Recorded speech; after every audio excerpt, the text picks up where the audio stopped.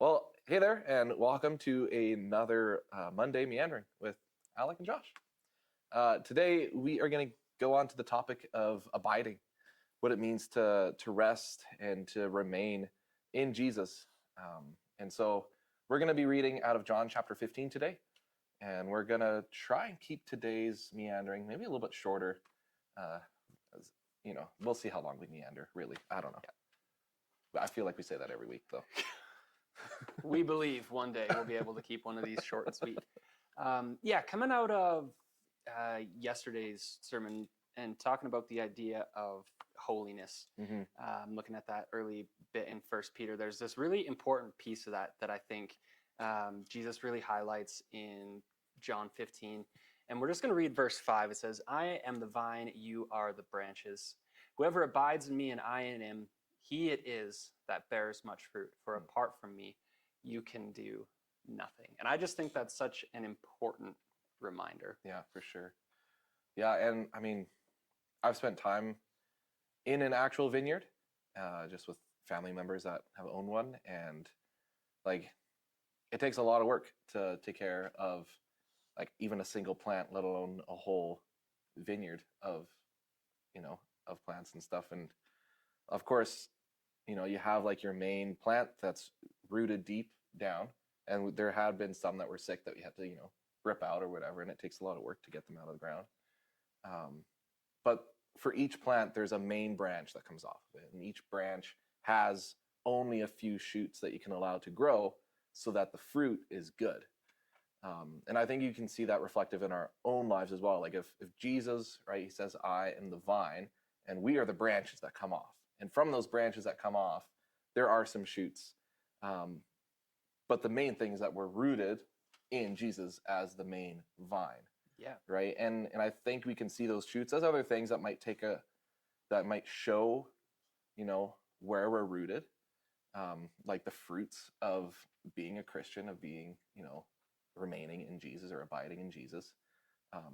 But too many things, even though they're good fruit, too many things can actually weaken that fruit of like being a Christian, like the fruits of the Spirit we read in Galatians 5, right? Like if there's too many things going on, it can actually hurt your own growth in Jesus. And so I think there's a good thing of like, the main thing is that we need to remain and we need to abide in Jesus, because without that, a branch on its own, if it has no plant, if it has no roots, can't do anything. Yeah. Well, and it even says, if you just back up to verse 1 and 2, Jesus refers to the Father as the vine dresser, and he says that every branch in me that does not bear fruit, he takes away, and every branch that does bear fruit, he prunes, that it may bear more fruit. So you can be a good, healthy branch, but you need that pruning in order to stay healthy. And I think that image of being pruned to stay healthy, but it's so important to remember remaining connected to Christ, because it's that vine, that's what actually connects down to the soil. And you can think of that as the source of life for the branch. Without the vine, the branch is dead. And that's why it's so important for us to have a not just consistent, but constant state of connectedness with Jesus through prayer and through his word and through service and all those things that keep us connected to him and keep that relationship alive and flourishing, because he is the source of our lives. And again, as we continue looking through First Peter, we're going to continue to look at holiness and talking about this idea of holiness and being holy. That is something that we only accomplish through that constant connection with Jesus. It's not something we can ever accomplish on our own. Yeah. I mean, you can even go to like Jesus speaking himself in the Sermon on the Mount, like Matthew 6 or Matthew 7, I believe, where Jesus says, a fig tree can't bear olives and an olive tree can't bear figs, right? Like it depends on where we're rooted, on who we're abiding in, right? Like if we're like, oh man, why don't I see any outpourings of my life in Jesus out in the world? And we can start to look at, well, what are you actually abiding in? What are you resting in? Like, are you just calling yourself a Christian, but really you're rooted in the fear of being like in the world, right? Like there are other things that sometimes we get confused with, or that we get so focused on sometimes too. And I mean, we can get so easily distracted and pulled in different directions too. Like that's just being a person. Yeah. But Well, and I think maybe a good place to close on that, because it can be hard to become self-condemning when you start looking, oh, why am I not bearing the fruit that I want to bear? Yeah. I think there's something really important to recognize, that in Christ we are adopted children of God. We are branches that have been grafted onto the vine.